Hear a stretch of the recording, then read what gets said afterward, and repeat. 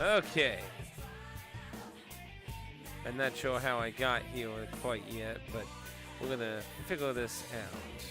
It's not really anyone around here, but there's always answers at your local and convenient placed Velvet Room.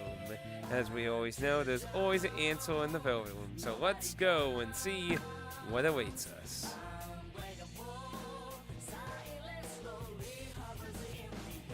I hope you're ready to get on that carousel of life, because we're getting on in Persona Q Shadow Labyrinth.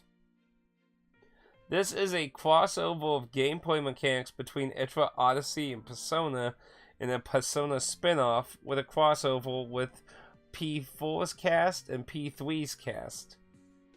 But before we get too far into that, let's talk about the story setup. You'll start a new game and you'll pick whether you want to be the P4 main character or the P3 main character. After you make that choice, your party members will have a little bit of a scene before they'll dash it away into a strange school. And unknowns to where they are and how to get out of there, they're forced to explore, and they find a dungeon. And in this dungeon, you will encounter eventually the other team that you didn't choose. Both teams will team up, try to help a mysterious duo who've been living in the school figure out what's going on and help them escape while making their own escape from the school they're trapped in. You'll go through dungeons to eventually solve the mystery of what's going on. So yeah, you have 2 full games cast as a crossover, and while Persona 1 and Persona 2 have had their characters cross over to a small amount, this is the entire cast. All of them. So including the new character that's unique to this title, which is a duo team that aren't a Persona user, but the secondary character is kind of supposed to be the quote-unquote Persona kind of stand-in, you could say. This brings your overall party members to 16 characters, and you can only choose 5. You can stick to your faves, you can swap them out, you can do even leveling. You have a lot of choice and variety of characters from both teams to pick, and it gives you a lot of options. And unlike their own entry games, where somebody like Natokun would be as feasible for a boss fight, since their skill set caters more to instant death spells, one of the unique mechanics in this game is the wildcard effect being changed. Due to strange mishappenings, the wildcard has spreaded to the entire party. So now, just similar to Persona 1 and 2, all the main characters' power is spread out to everyone, and everyone has the ability to change their persona. But this also has a downside, because the main character's powers got downgraded. So everyone can have 1 extra persona equipped. The main characters do not have the ability to have a whole list of personas on their whim. So it's just spread it out amongst the entire party. So you could equip Natokun with a completely compatible persona that would complement their instant death spells and give them a toolkit to be a support, or a toolkit to actually deal with bosses, or buffer, or debuffer, or just all kinds of things. So you can literally craft characters to be much more different than their original idea of their character. It gives you a lot more additional options. Everyone's main persona has 4 abilities that it learns, and then it has 4 skill card slots for you to give them skill card abilities. So this automatically allows you to always have the option to add new abilities to your characters. But part of the downs on this is that they did lessen the amount of abilities everyone's main persona has. They don't have as many as they likely had in their main entries. And this does lead to a few shenanigans where you're probably going to go look for a few cards for abilities that they may have actually learned in their main game, or give them a persona that has those abilities. The secondary persona does not have skill card slots. They're only on their main persona. Those side personas work just like pretty much every other Persona game, where they can carry over abilities through fusion and such, or inherit them through slightly bizarre means, like having a fusion go wrong and such, thus have really odd abilities that wouldn't normally get applied to a persona under normal circumstances. In this game, to get skill cards, you basically have to level up a persona to have the ability you can draw a skill card out of. Every persona basically has a skill card it can, a skill that it can give to a skill card, but it's only one. You can't like choose out of all the skills that persona has. That persona can only be turned into a specific skill card of a skill it knows. So if you're after a specific ability, you're likely going to have to hunt down a specific persona, level it up, and then convert it into a skill card. And, well, again, this adds a lot of customization. It can be a lot of footwork, too. Now, like I said, at its heart, this game is very Etra Odyssey, but it has Persona dashed on top of it. So, some of the things that carried over from Persona is, of course, the weakness system. So, elemental weaknesses in that all still apply to everything. But one of the things that is a big difference is the knockdown system. Well, in Persona games, the knockdown was basically guaranteed as long as it's weak to it. In Persona Q, knockdown is not a guaranteed thing. It can happen, but it's not guaranteed. So there's only a percentage or odd that an enemy can get knocked down. Thus, using it to guarantee control of the battlefield is a lot more risque to rely on. But of course, it's always still worth taking advantage of weaknesses in most cases. One of the changes is the knockdown system. So, knockdowns used to basically be a guaranteed system in the Persona games. In Q, it's a chance. There's no guarantee an enemy will be knocked down and lose out on its turn, so using it to control combat is a little bit more risque, but using weakness is still a very worthwhile endeavor. All-out attacks are also different. Initially, I thought it was based on, because, you know, I usually play games very blindly when I do a playthrough, and very rarely go in with lots of guide information. At best, I might look up minor things depending on situations going on. But anyway, I actually did look it up for this review on how all-out attacks, and I thought it was based on how many knockdowns you got, because there were times I would still have enemies that aren't knocked down, but actually, they are apparently controlled by your characters being boosted, which is a new mechanic for Q, and we'll go in that in a second. But the more characters you have boosted, the more chances of all-out attack occurring at the end of combat, or at end of turn, that is, can happen. Now, boosted is an interesting mechanic to try and balance out your MP resources. Now, if you played Etra Odyssey, you know you can go through whatever your particular MP type resources really fast in Etra Odyssey, very fast usually. And they're usually best to be saved for extreme situations, foes, and bosses. Survival. So, in a game where you're going to be forced to use elements in certain combat sometimes, because you might run into shit that's like completely immune to physical, how are you going to deal with these kind of things?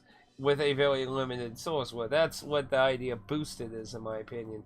So, boosted is when you hit something's weakness, it is a rewarded miniature buff applied to the character. And as long as that character does not get hit the next turn before using their turn, you will be able to take the effect of boosted. Now, what does boosted do to your character?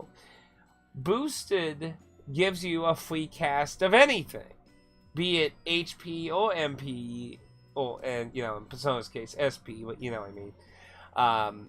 It's a free cast. As long as you have the boosted effect when you use the ability, it will be free. It would not cost anything. And there are some spells and buffs and special abilities that are really fucking expensive. And I swear, I'm almost sure the idea is to get your characters boosted and use those Because obviously, in some situations, some characters would only be able to use like some really strong buffs like one time or something like that, and then they'd be gone out of resources for abilities.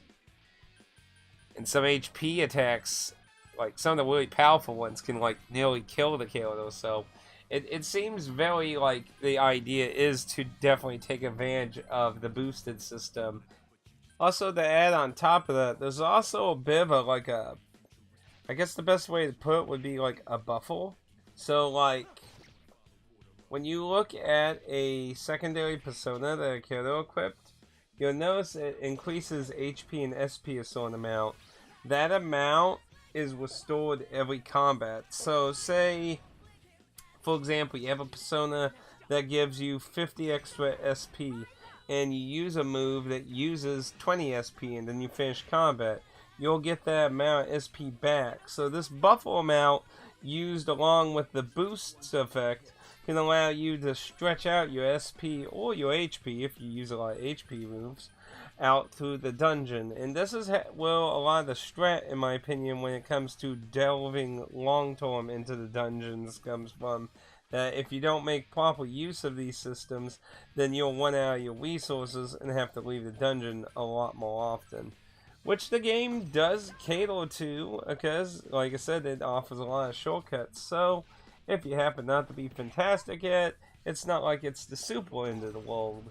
But it certainly saves you a lot of trips back to heal. If used properly, you can keep your resources for a very, very long time instead of running out super fast.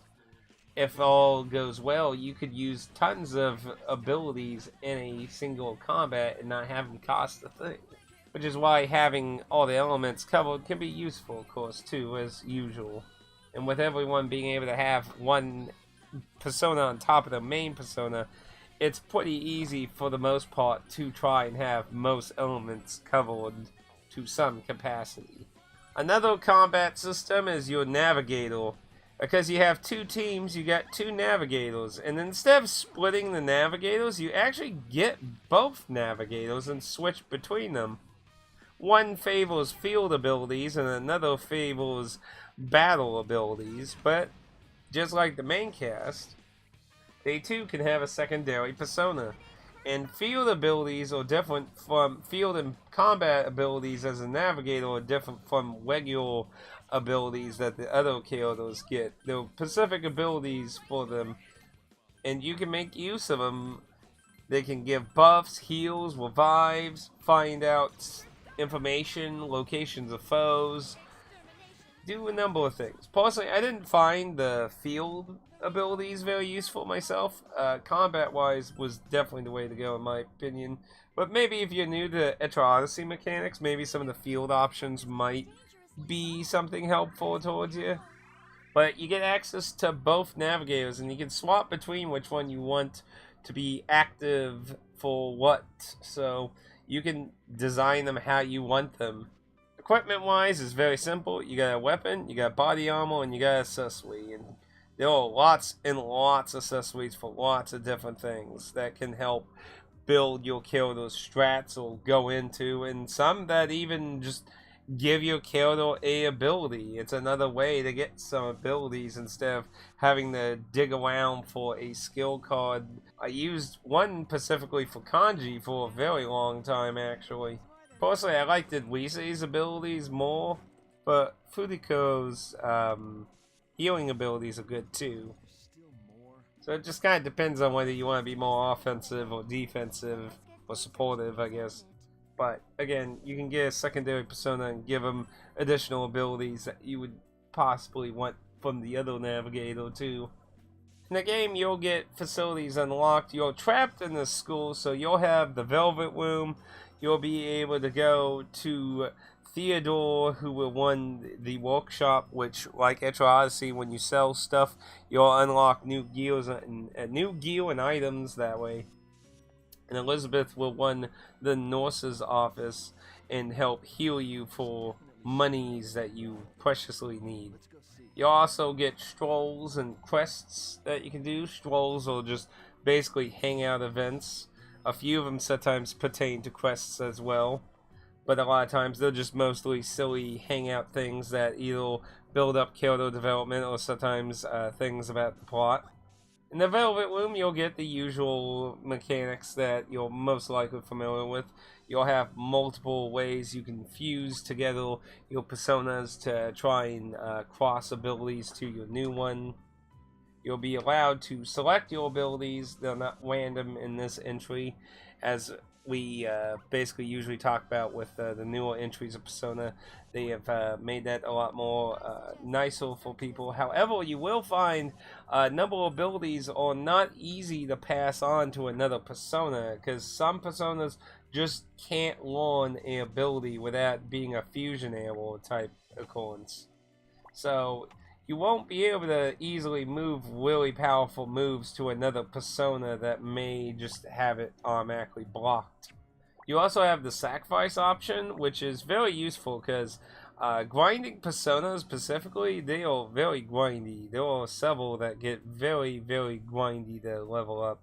And the sacrifice system is a very convenient way to just jump trash Personas into one of your other Personas and get a bunch of levels. It's very useful, and it's actually more efficient than actual combat, to be honest. Speaking of trash Personas, you might wonder, how do you get Personas in this one? Well, they're just a random occurrence after combat. It's mainly based on how well you do combat, you know, hitting weaknesses, ending it quickly and such. These factors are taken into account in being rewarded a Persona. You also guarantee the Persona, I believe, at least in my experience fighting foes. I believe it was like every time I killed a foe, it gave me a Persona. I believe I could be a little brain one on that maybe, but I'm pretty sure I got like one from any foes I ever hunted. And you get unique Personas from foes too, so you are encouraged to fight the foes on top of getting their items for stuff to unlock it in the shop. So, as you get higher, you could just go kill a bunch of old foes, get Personas from them, and merge them into Personas you're leveling up. So, there's ways of doing that. And like I said, you want to do that so you get access to skill cards and abilities, of course. Like, you can always be like, oh, I'm going to get this one, fuse it, so I can get these abilities and that for this one and stuff. Really useful. The Velvet Loom is also where you do the skill extract, like I said, where you take a skill from a Persona and turn it into a skill card. Again, every Persona just provides one. There's also a Street Pass option where you can share Personas through Street Pass. Well, this is probably an option that probably doesn't get much functionality use these days. It is something you can use if you happen to be in an area that, or go to a convention or something. You can use that option to also get some additional Persona shenanigans. Though I didn't get to use that, so I'm not too familiar with all of its personal mechanics. Now, if you've never played a Etra Odyssey game, Etra Odyssey is a first-person dungeon crawling. I wanted to say FPS, and I'm like, no, it's not a shooter. Anyway, it's a first-person dungeon crawler. Basically, the main idea of Etra Odyssey is that the bottom screen is where you get to make a map, and the top screen is your point of view. And yes, you do have to make a map. Now, Persona Q at its time had some of the most modern mechanics of the map from whatever was the newest entry in Etra Odyssey at the time, which was probably like 4 Nexus or something like that. I'm not 100% sure what the most up-to-date Etra Odyssey was at the time. But it basically took the mechanics of that and used it in this. If you played Etra Odyssey, overall you'll mostly be familiar with most of this and have a few newer options. Some of the newer options for me personally, because I've only played up to 2. I own the entire Etra Odyssey series, but I don't have a lot of them beat under my belt. I'm at the end of 2 right now. I beat 1 a long time ago. I really liked it. 1 was definitely a hard entry. Anyway, though, we're getting sidetracked, though. One of the things that was mainly big new to me was the fact that you could make paths and have your character automatically follow those paths, which I I'd say in its most useful form was useful for just grinding. If you wanted to do a bunch of fights, you could just make a circle, set your character on auto, and just sit there and grind a whole bunch of matches. That you could also probably be more crafty and like say like, let's say there's a location you want to go back to, or a particular foe area that you want to go to on the Pacific Floor. You could make an automatic path that goes to that and make it a lot easier to backtrack instead of having to man all the helms. That I didn't make a whole lot of use of it. Also, I'm not really sure how it reacts to doors, actually. That's an interesting question. Now, I have to say, when comparing the stage design to at least the games I do have experience in, I have to say I feel like the game was a lot more hand-holding. There are a bajillion shortcuts starting from the very first floor and onward.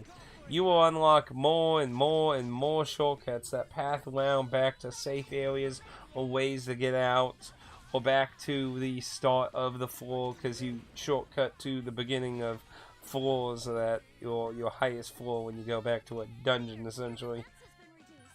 This allows you to save a lot of time when descending into the dungeons, but it also makes a lot of things easy. Now, going through Etra Odyssey 2, it kind of usually made it a point of offering a shortcut back to the beginning of the floor, usually near the end of the floor.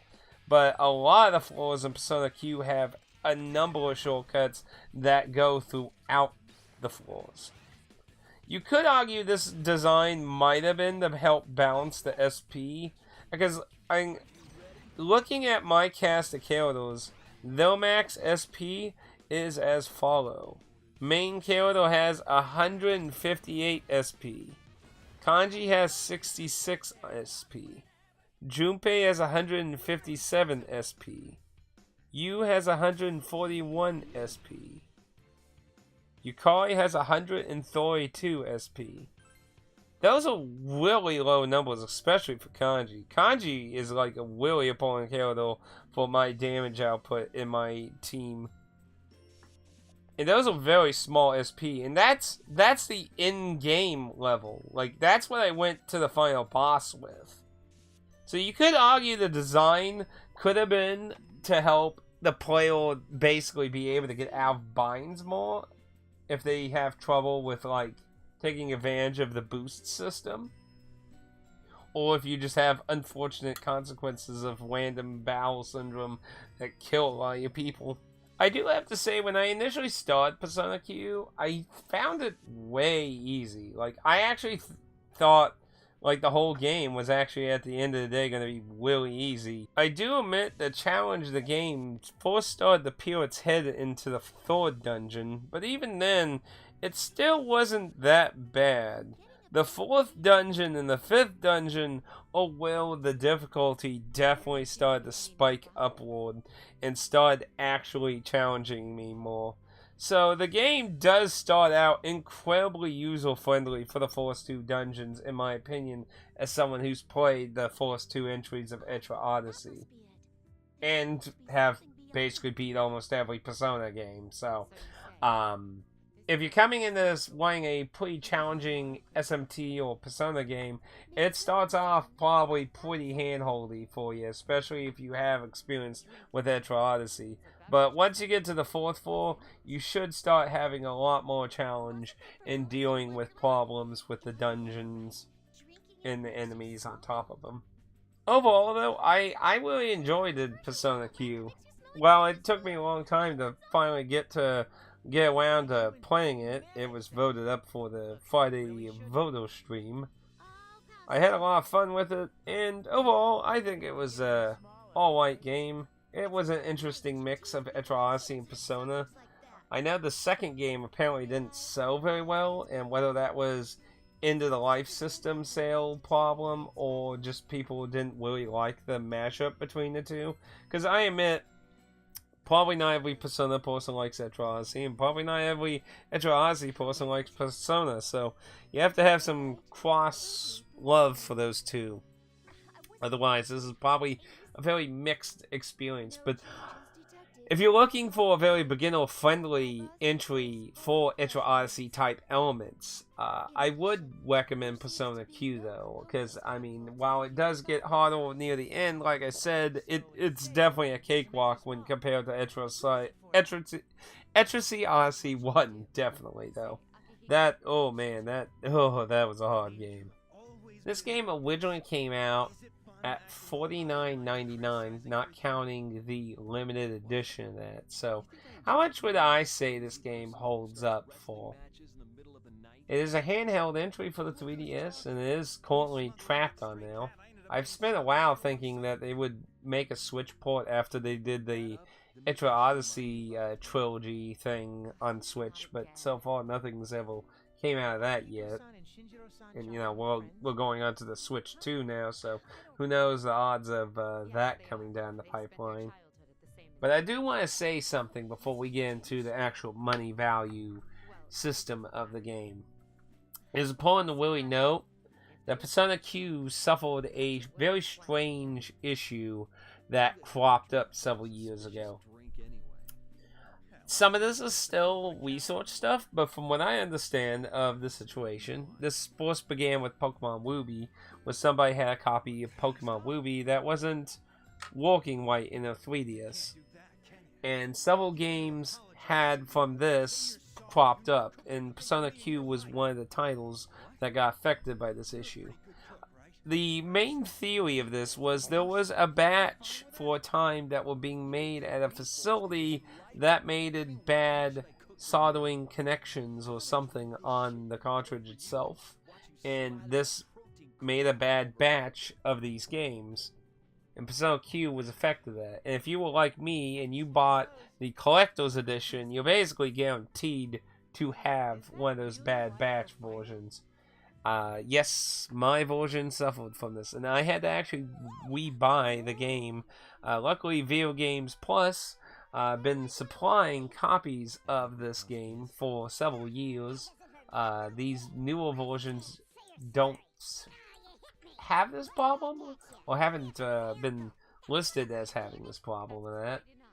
So if you have a launch edition, I recommend checking it out. I believe another website that had some was PNP, which is another Canadian. I can't remember if it's Canadian or European. I get a lot of stuff from Video Games Plus myself. And looking at Video Games Plus, they do list as only having 7 copies of Shadow of the Labyrinth left. So if you're interested in acquiring one of those because of this issue, if you have a launch collector's edition version especially, I would probably get that sooner than later. Because to be honest, trying to rifle through all the eBay used listings is probably more of a nightmare, because you'll have to figure out the code system, and the code system is another slog of shit. You can look up a few in the Does It Play entry. I listed ones that I found that people listed that turned out as bad or good batches of that, along with mine for my old copy, new copy. So if you're looking for some data on that, and there's some topics you can find in Google, and I'll probably put some imagery of that on screen here. But yeah, if you have a bad copy, basically what will happen is the game will crash at different things in the game. Sometimes it won't even boot up. I've seen one case of that video-wise where it won't even boot up. So these bad batch ones will not go well. What causes it?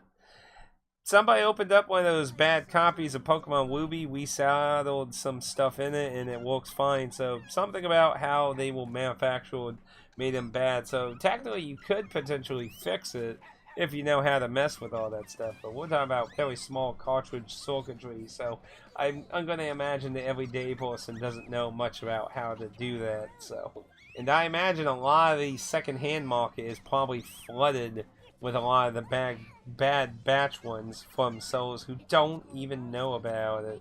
So yeah, that's pretty much a mess. doing a quick look on P&P games, they do have it still in stock. It just says in stock. It doesn't say it's low. So I don't know if they have a very small amount of copies or not, but they still are listed as having copies. So that's another place you can go if you want to get a copy, though. They're a little bit more expensive. We're looking at like the $50 range for them though. So again, the game originally launched at $49.99, so it's not completely outrageous. But yeah, if you wanted to do a really cheap swappy woppy replacement for your cartridge, that yeah, you're not getting that. Second-hand wise, the price can go anywhere between $30 to $50 for loose, complete, or sealed. So it's all over the place there, and obviously sealed has its own possible problems, because is it a sealed new copy or is it a sealed old copy? You could ask the seller where they got the copy from. If they got it from like Video Games Plus or something, that's probably fine then. But yeah, I would recommend anyone looking up second-hand stuff to ask for the code on the back of the cartridge, and try to look up the codes that people have listed that are shown as good and bad to make that adjustment choice on whether to bite the bullet on it or not. Now, how much would I say the game's worth, though? What is the value of this game? Obviously, a working copy of the game, of course. Honestly, I think the default price is perfectly fine. $49.99. I think that's a fantastic price. I mean, I definitely got a lot of playtime into this game. My final file was 124 hours, so you're definitely getting the kind of time that you usually get from an SMT game usually out of this, so you're definitely not getting some 2-hour experience or something out of it. You're getting a lot of time and pretty good gameplay, even though it is at least half of it's at least a little bit more easier for both sides of this franchise, Metro Odyssey and Persona, for a while. I enjoyed it, and it's a nice, fun crossover with all the characters interacting with each other and getting to know each other and stuff. It's interesting to see, considering, you know, they also meet each other in the arena games. Though if you played arena, you might have recognized the fact that they don't recognize each other in arena. There is a story reason for that, and that goes into spoilers. But we'll get into that in the spoilers section. Overall, though, I think the $50 price tag is perfectly fine for the game as a standard. Now, if you want the limited edition, you're probably looking at quite a bit more money. I pre-ordered the limited edition a long time ago. You can actually see really old footage of me actually taking it home and finding out my copy doesn't have the case because the fucking moronic GameStop employee for some reason opened it up and took the fucking case out and did something with it. You would think they sat on the shelf, but apparently they couldn't find it, so they gave me the other copy, which was actually sealed. So that was stupid, but yeah, I remember that video so well because I was like, did Atlas actually not give us cases? Did they cheap out on us? It's like, no, like I had to like Google it, and I'm like, I have to go back to that. I remember that so well for it. It was such a Bulletin memory because it was just like, what the fuck? And you get a nice plushie with that edition in cards, so it's all good and dandies, right? But yeah, I recommend the game if you like the two genres. But if you don't like one of the two, then it's probably going to be a lot trickier for you to get into the game. Again, like I said, not all fans of the two sides are going to like the other side. They're not going to be compatible in all cases. So that's going to be a little dependent on your taste of RPGs. But if you do like both, it's worth a shot. And if you're wanting to try a few elements of the other franchise, this is another way to do that. Though it's more trying out Metro Odyssey than Persona, but it has Persona elements. It does. Now with that, let's get into spoilers. So, something like, I've always heard about this when the game, like, there was a big controversy with this game. Supposedly, like, people were outraged about the ending for this game because it was considered canon. the creator said it was canon. It was a canon Persona game, and it was outraged. I luckily had never had that spoiled, though. So I went into this, and I still remembered all that outrage. People were saying that the game was stupid and shit, or that it made no sense, or blah, blah, blah, blah. That... Now, I do get the kind of cop-out that some people might have had about the ending. Because essentially, you go through the game, and the unique duo team that you met that are trapped in school, what you find out is one of them is a Weeple, and the other one is dead. And that this is all like a purgatory dream that the Weeple gave her to like ease her suffering and shit. Now, whether they like fell in love or just friends or whatever, you know, all that can be slightly subjective and speculated. I think there's some feelings there personally, but I can also see it being just more of a friendship thing possibly too.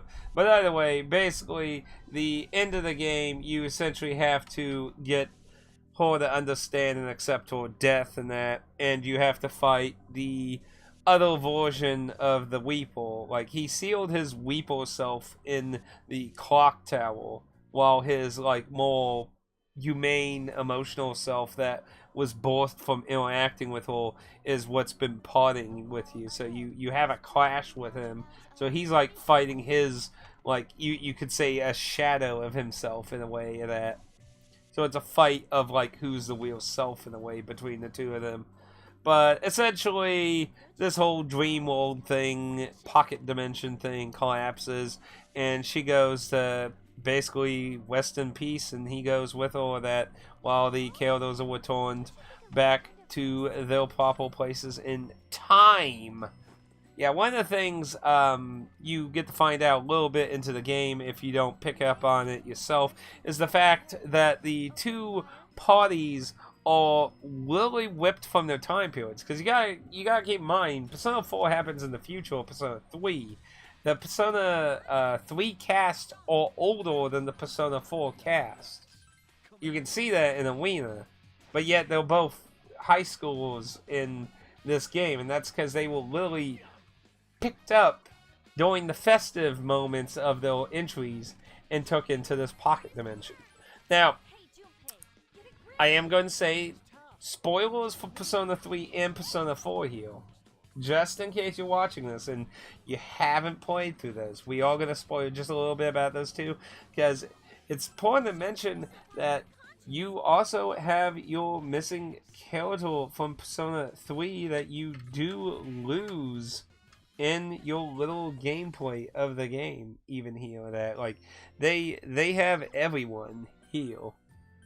And they're not dying on you in this entry, but yeah, that's how they get around all that shenanigans. But the ultimate thing is the characters don't get to really recall these events, which makes me wonder how Persona Q2 works, since it's a crossover with both groups and the Persona 5 cast. I don't know if they just get to remember, or if they go through all this shit again, meeting each other. I'm not sure how 2 does that. It'll be interesting to see what they do in that. Because, well, again, in Arena, they meet each other and they don't have memories of this. They lose those memories returning back to the world. So, whatever they got to learn, they only get to keep in their heart and deepest, darkest parts of them. You know, the power of friendship stuff. So, yeah, maybe a slight cop-out in the ending-ishness a little bit, but it's a fun little thing of that. I think I liked it overall for a spin-off. If it was like main entry, I could understand a lot more outrage of it, but yeah. But that's Persona Q. It was a fun little crossover of gameplay mechanics. So, one day I'll likely get the Q2. It's in my ever little small struggle of small Persona games I still haven't had finished. We're getting closer and closer to having the entire Persona franchise beat. So, closer and closer. But I definitely recommend it. I think it was a fun entry. Again, easier than Etra Odyssey overall, but still fun. Definitely a good starting place if you're wanting to try Etra Odyssey mechanics out. Definitely recommend. But those are my thoughts. Thank you for joining for this review. And until next time, I'll see you out there in the maze of life.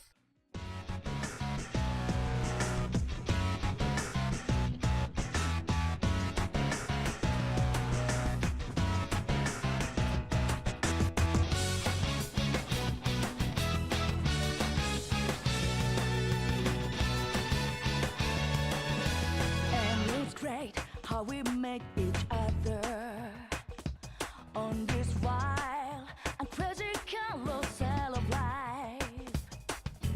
Any cool how it changed the path of our lives, set us off a new adventure. This carousel takes us round and round this labyrinth of life. You can't tell up from down. So much fun. We forgot to check when this crossroads taking us. But hey, here we come. This carousel spins us round so much. Sometimes you don't know should you stay or get off. It's only just begun. Welcome to this wild.